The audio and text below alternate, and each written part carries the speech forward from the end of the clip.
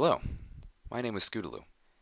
You probably know me, since I am pretty famous, for my awesome performances at events like last year's Gallops, or maybe just as the founder of Red Racer. None of which means a damn anymore, of course.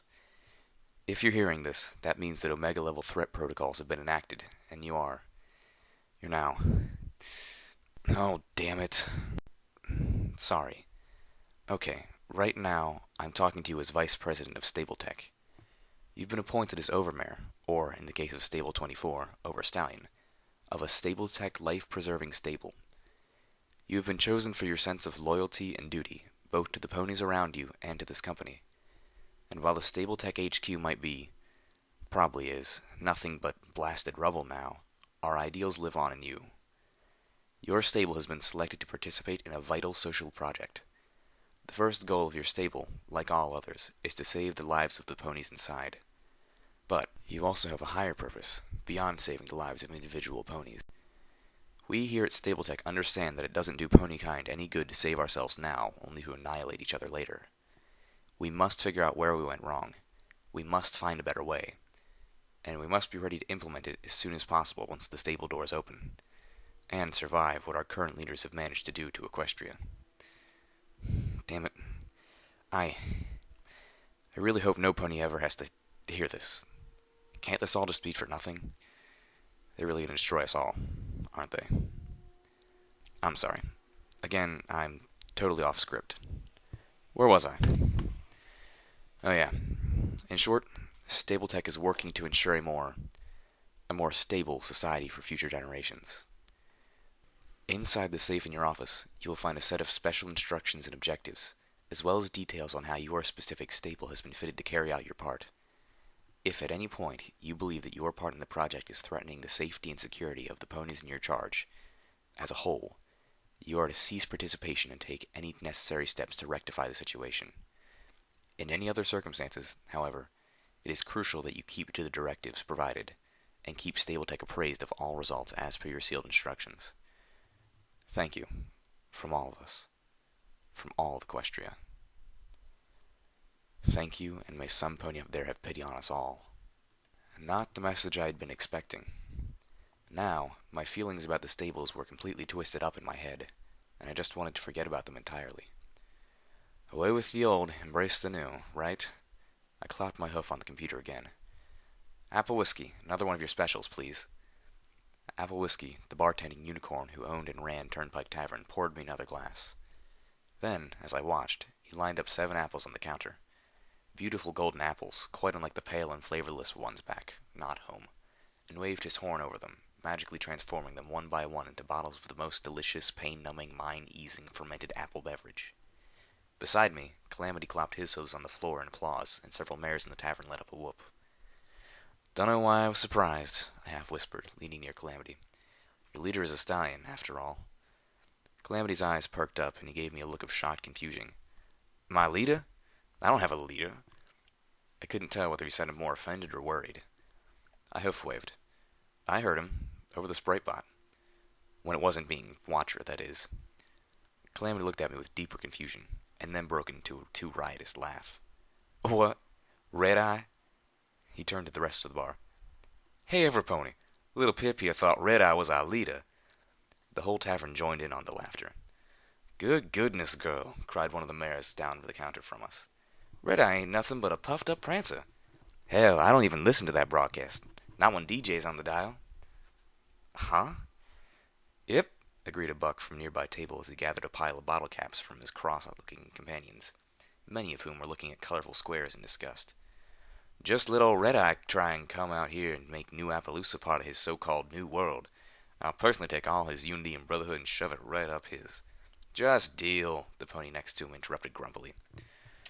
So, I fought to shove new facts into the puzzle that was building in my head. The drinks were great for forgetting, but not so great for thinking. The not-Watcher voice on the Sprite bot is Red-Eye, and he's not your leader? What's this Watcher stuff? The mare closest to me asked. Those Sprite bots are just radios. Red-Eye can't actually watch ponies through them. They ain't cameras. She turned to Calamity. I mean, could you imagine if he could? Okay, now that I knew wasn't true. but apparently the fact that those sprite bots could be used to spy wasn't common knowledge. Watcher had tipped me off to something. One of the bucks from down the counter called out, "Hey, Apple Whiskey, put DJ on." Apple Whiskey looked up to the brown box on the top of one of the shelves, which had wires running through the speakers throughout Turnpike Tavern. With a slight glow of his horn, the radio turned on, and beautiful Mara's voice, possibly the sweetest I'd ever heard, or at least his close second to Velvet Remedy's, began to pour out of the speakers. "How did this happen? What have I done? I was only trying to help, but I caused so much pain. I wish I could hide, wish I could run. I wish I could find a way to do it all over again." The voice and the song she sang was so solemn and sad and filled with determination that it made my mind go to unhappy places. I soon felt like crying, and had to force myself not to. I figured more drink would help, so I finished mine and clopped for another. "I lost sight of the war while fighting my battles, and now I carry the weight of the world on my saddles." Oh, this was unbearable. My heart was breaking, and I wasn't even sure why. I grasped at a distraction. "DJ. Who is DJ?" The answers came fast, almost too fast for me to keep up with. It seemed every pony in the tavern had something to say. "DJ Pony, of course. There's always a DJ Pony. Best music in the equestrian wasteland." "Yeah, all what, 12 songs? 20? He's a ghoul pony, been around forever." "No, he's not. They keep changing. Back when I was a filly, DJ was a mare." "I hear he's a Pegasus. Got a station up in the clouds. That's how he always knows everything what's going on." "That's stupid. Every pony knows DJ Pony's station comes out of Tenpenny Tower in Manhattan Ruins." "He is too, a ghoul pony. He's been around since before the war." "I heard the original DJ Pony was actually a mare named Vinyl Scratch who was killed when the zebra balefire wiped out Manhattan. But her nephew was spared, being in Ten Pony at all, and took up the mantle." "Well, I heard it was her sister." My head was spinning. Calamity was smirking at me. Leaning close, he whinnied, "There's always a DJ Pony." And in the background, the voice of seemingly infinite beauty and sadness cried out, "How can I fix this? How many times must I try? Please, this time, let me get it right." The music died away, and a voice came over the radio. "This is DJ Pony, and that was Sweetiebow, singing about that one great truth of the wasteland. Every pony has done something they regret. And now, my little ponies, it's time for the news. Now, you ponies remember when I told you about those two ponies who crawled themselves out of stable 2? Well, I've been getting reports that one of those little ponies took out a radar nest in the heart of Ponyville and saved several pony captives, including the beloved author of the Wasteland Survival Guide, Ditsy Doo. Hey, kid, thanks, from all of us. And now the weather. Cloudy everywhere, with a chance of rain, gunfire, and bloody dismemberment." I didn't really hear the rest. I was too stunned. I was on the radio. DJ Pony was talking about me. My heart mixed with pride and panic, the latter quickly swallowing the former. I'd been outside less than a week, and I already had a reputation that was spreading across all of the equestrian wasteland. A reputation that built me up into some pony far more heroic and capable than I actually was. "One last thing. The other stable dweller was last seen out near Appaloosa. My prayers go out to that one. And that's the truth of the matter. Now, back to the music. Here's Sapphire Shores singing How the Sun Can't Hide Forever. From your lips to Celestia's ears, Sapphire." For a moment, everything seemed to stop. "What?" I turned to Calamity. "Near Appaloosa? I thought this was Appaloosa." Calamity snickered, still not done having fun with me over my wasteland ignorance. "No way, little Pip. This here's new Appaloosa. You can't have a new without having an old, now can you?" Then he quickly got serious. "Now you don't want to be going anywhere near old Appaloosa. You hear me? That's a slaver town." Apple Whiskey interrupted. "Well, there's no harm going up that way to trade. I sell a good bit of my trademark Apple Whiskey to those folk." I was stunned. Surely he was kidding. "You trade with slaver ponies?" "Yep. In fact, got a train headed out that way on the morrow." I looked about with disbelief. "You trade with slavers?" Calamity whispered in my ear. "Why you think I never took up living here?" It wasn't a question. Next morning, I found myself out in the continuing downpour, staring at the train and feeling not a little guilty that I'd spent the last evening helping load the flat cars as part of my training with Crane. That evening would have gone a bit differently had I known where these goats were headed. "I can't talk you out of this, can I?" Calamity stood next to me, checking the loads on his battle saddle. My head was thudding dully, the aftermath of too much apple whiskey, but I was thinking clearly. I knew this was foolish, but where there were slavers, there were slaves in need of rescue.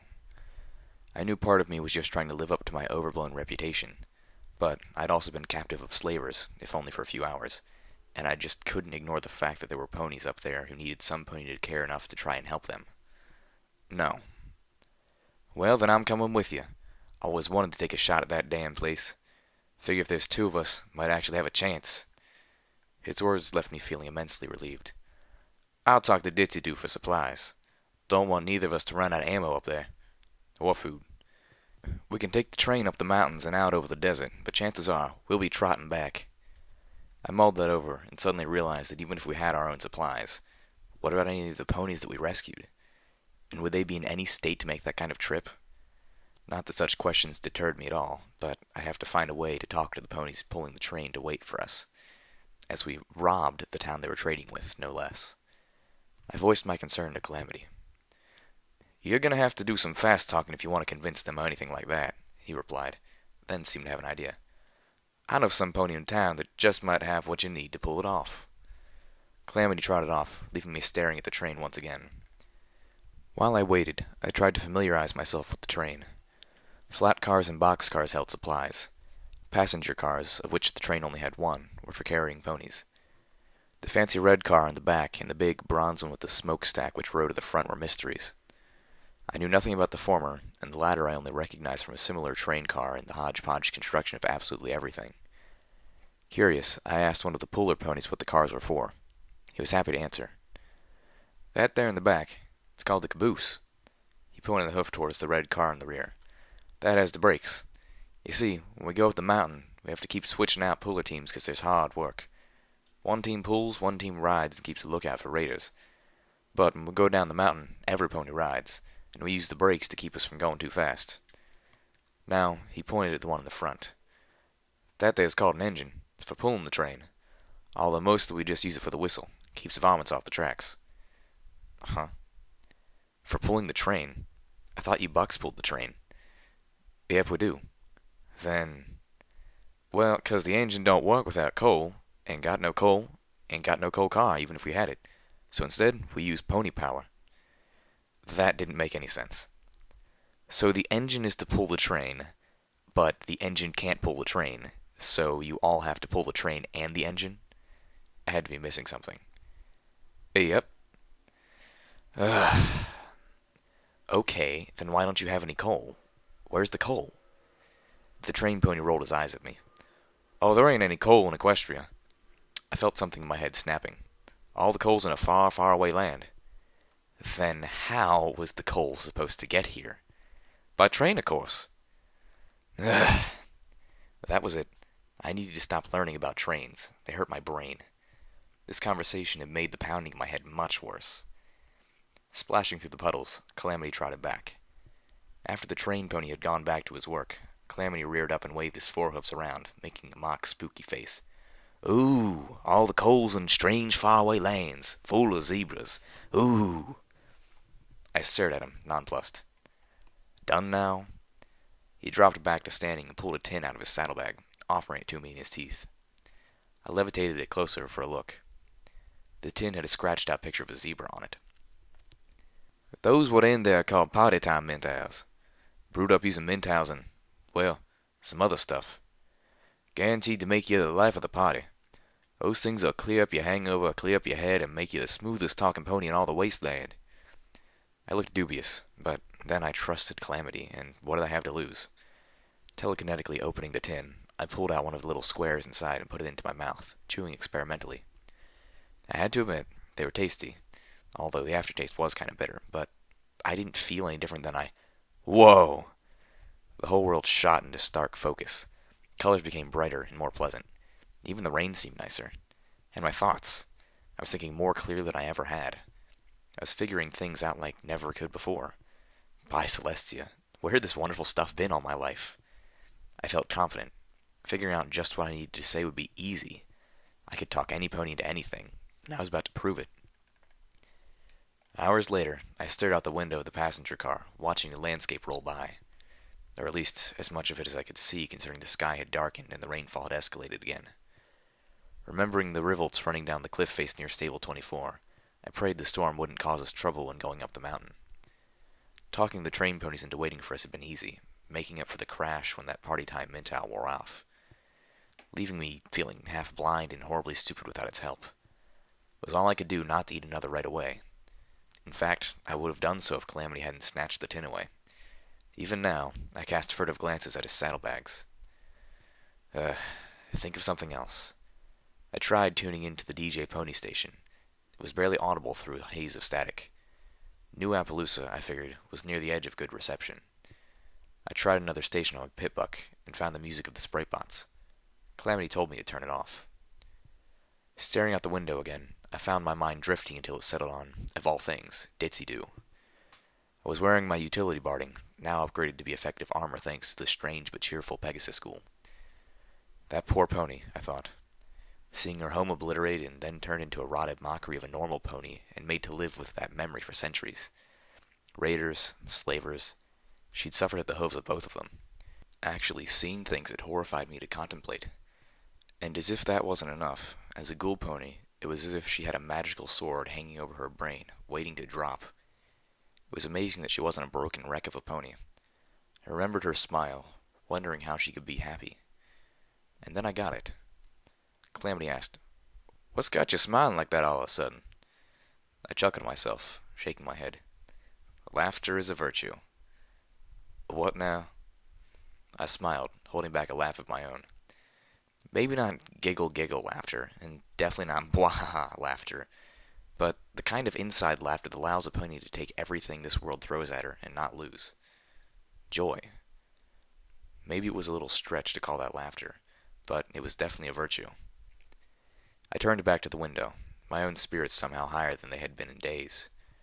Lightning flashed outside. I gasped, jumping back from the window. I could have sworn I saw a head of a giant pink pony, the size of an Ursa Major, peering at me over the hilltop, grinning. "You ready?" Calamity shouted through the downpour. The train was approaching Appaloosa. Old Appaloosa, I noted. Calamity and I were standing on the rain-slick roof of the passenger car, wind whipping rain into our faces and pulling at our manes and tails. I nodded. Wrapping his forelegs around me, Calamity stretched out his wings and caught the wind. The storm snatched us up off the train, and Calamity began to steer us towards a ridge that overlooked the slaver town. The wind buffeted us, making me fearful that we would crash, but Calamity's course stayed true. We landed, and I immediately slipped and fell in the mud. Calamity barked a laugh. I shook really hard, flinging at least half of the mud onto him, and then laughed too. But then we stopped. Virtue or not, there was a time and a place for laughter, and this wasn't it. I floated my binoculars over to Calamity, and then pulled out the sniper rifle to peer down its scope at the collection of dilapidated wooden buildings, derailed boxcars, makeshift metal structures, and slave cages that made up old Appaloosa. The train was just pulling in. Between the darkness of the storm and the distraction of the train, there could never be a better time to sneak in. Through the sniper scope, I could make out the silhouettes of guards walking along catwalks that ran between the buildings and above the cages. In the cages, I could see slave ponies laying under the pouring rain, forlorn shapes in the storm. I felt a familiar pissedness taking hold. "Calamity, you stay up here. I'm heading down in." "I didn't come all this way to stay back." I levitated the sniper rifle to him. "You're my cover, and my quick exit if things go bad. Unless you think you'd be better at picking those locks, and I'd be better at flying you out." He clearly wasn't happy, but conceded my point. Pulling out little Macintosh and checking to make sure it was loaded, I started down the slippery ridge. I didn't want to have to use the gun, not that I was feeling particularly live and let live about slavers. It was just that for all the things little Macintosh was, it wasn't quiet.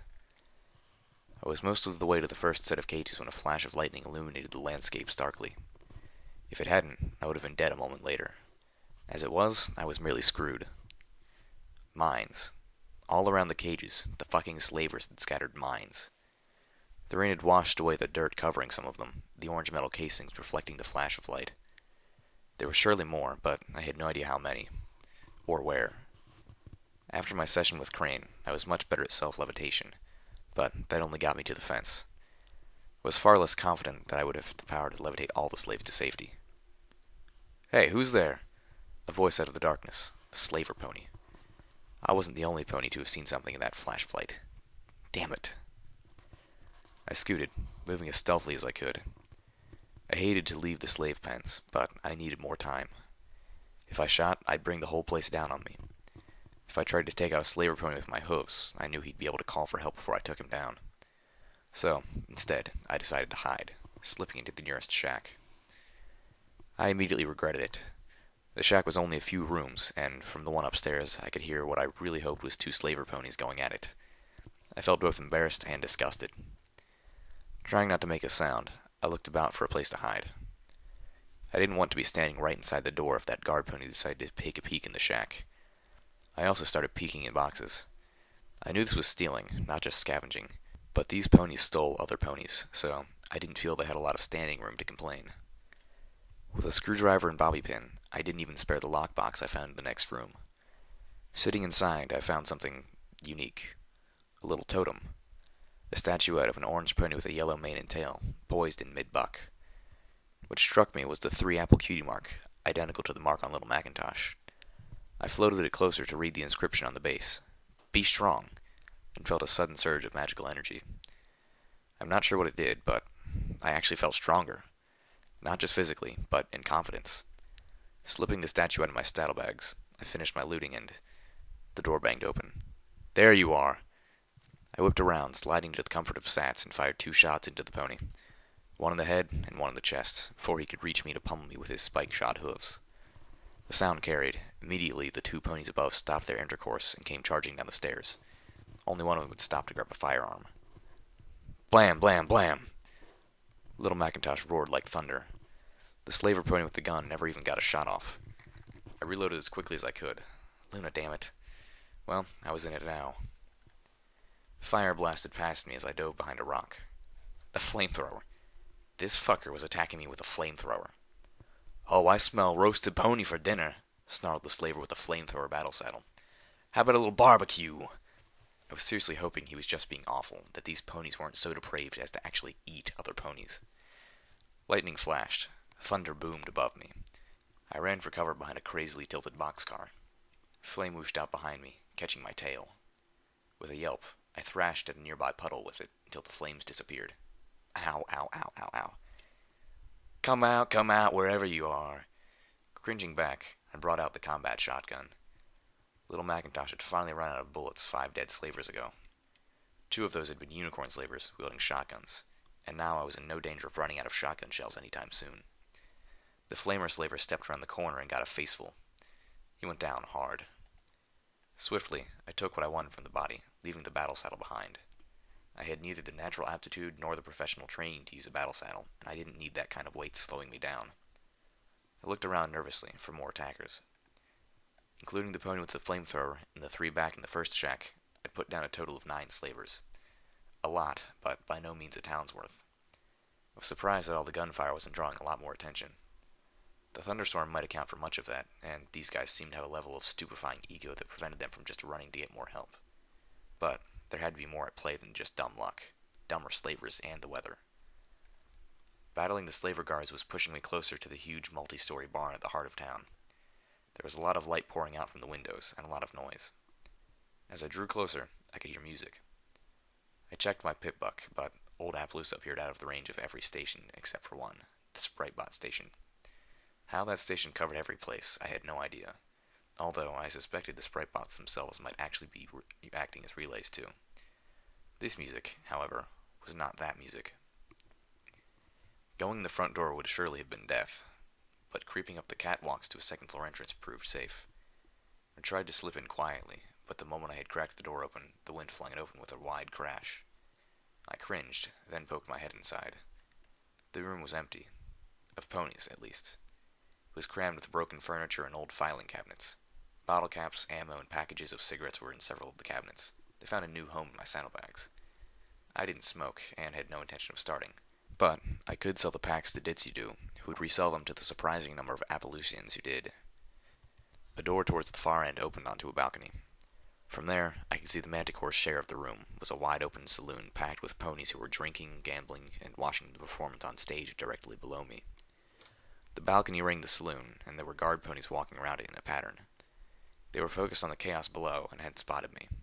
Yet. Wait. I recognized that voice. Crouching flat on the balcony floor, I poked my head over the edge to see the singer. Velvet Remedy?